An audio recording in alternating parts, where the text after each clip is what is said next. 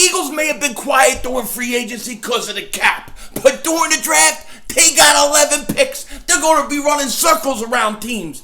And for the Dallas Cowboys, just remember, anything you do is because we allow it. Still the Cowboy, Mr. McLean. You Americans are all alike. But this time, John Wayne doesn't walk into the sunset with Grace Kelly.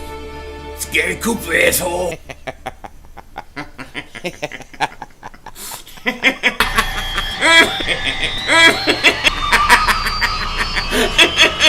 Oh, Dingbat! Oh, shit! Oh, shit! That was crazy!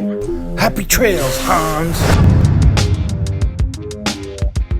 Dallas still stinks. You're right the way, King Dingbat here, and hope everybody's having a great Saturday. Hope everybody is doing well. Just a quick announcement before we get started. Double Moonwalking this video's ass. Me, Joeyshakes, tonight, 9 p.m. Eastern Time, 6 Pacific Time, the podcast without a name will begin. It will be on his channel. Link to his channel is in the description. Come hang out with us. Should be fun. Very first podcast we're going to do together. So, cannot wait. Going to be a blast. Now, my Eagles. I love when you have lots of choices. Lots of choices to draft people. And today, we got one guy, I think, back in the mix for possibly being drafted by the Eagles. And I'm talking about Caleb Farley. Caleb Farley, he just got cleared of all his medical problems. And this is a big deal because one of my concerns with Caleb Farley was, is he going to be healthy? He had a non-contact ACL injury tear before. Those kind of things concern me. Now, is he going to be a possibility at 12? That's the question. I still think he's more of a mid to late round, first round pick. However, when I talk about the Eagles trading back up into the draft, he is one of the targets I would go after, okay? So let's say you draft a wide receiver at 12, okay? Then you get, Caleb Farley, he's sitting there at 26, 27, getting ready to go. That's where you make your move up. Boom! You get him. Unless you want to get JOK, who still remains one of my top 4 best players in this draft. I love the guy. I love him. You know what I mean? So, Caleb Farley cleared of medical is a big deal, though, in all seriousness. Because the way I have my top 4 corners in this draft, I'll give you. Number 1, J.C. Horn. I think J.C. Horn is the best corner in this draft because to me, he takes all the things I like about Surtain and Farley, and he's like blended into one. So I have J.C. Horn, number 1. I have Patrick Surtain, number 2. I have Caleb Farley, number 3. I have Asante Samuel Jr., number 4. You get me any of them corners in this draft, not going to complain. Not going to complain at all, okay? So Caleb Farley, clear medical, I think it's a very, very, very big deal. No doubt about it. We're also getting reports that the Eagles, and hear this clearly, Dallas Cowboy fans, Mark Holmes, Dak Anthony. Where's the fitness? Listen closely. The Eagles have 11 picks. They have the most picks out of anybody in this draft.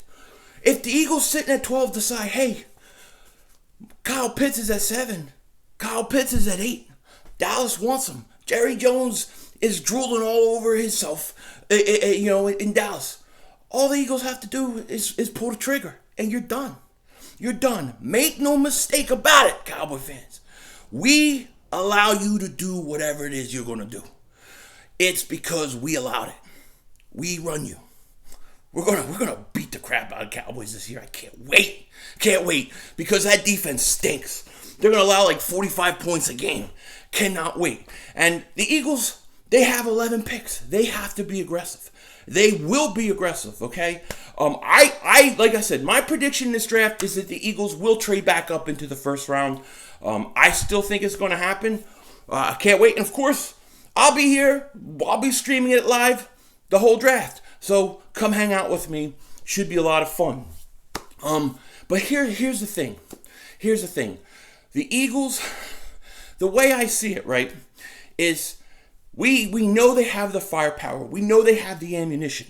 The question is does Howie Roseman, does Howie Vision, does he make the right choice at 12? And I talked about this the other day a little bit.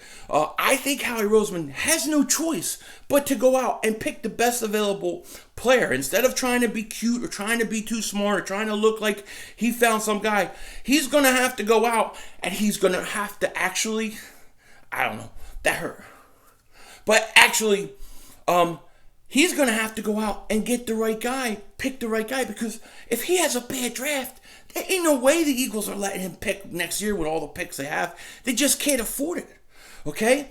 So I think Howie's going to be on his best behavior. I also think that Nick Sirianni has powers, okay? My cannoli-eating friend has powers, okay? This dude is I love this coach. I already love him. I haven't even seen him coach one game. I love him. But, you know what I mean? I think he's going to be a good coach. And I also have this, and this is just a theory, right? A dingbat theory. I think that Nick Sirianni has the power, okay? He has the power to put ripple and little holes into Howie Vision with his positivity and his energy. And he creates these holes, and then he can feed information into Howie Roseman's thick skull and tell him, no, we're going to take Devontae Smith here. We're going to take Waddle. We're not taking that defensive line out of Tulane. We're not taking that defensive lineman out of Dingbat University. I think Nick Sirianni has that ability. I think he has that power. I do. My cannoli-eating friend, Nick Sirianni. He's like Agatha Harkness in WandaVision. He is Agatha Harkness, but he's a happy, cannoli-eating mother humper. Okay? I love Nick Sirianni. So I think, I have a feeling, and my theory is he's going to have an influence like Doug Peterson never had, like Chip Dip Kelly never had, and he's going to be able to get to Howie during this draft. And then when we're at 12, I think the Eagles are going to pull the trigger on an offensive player.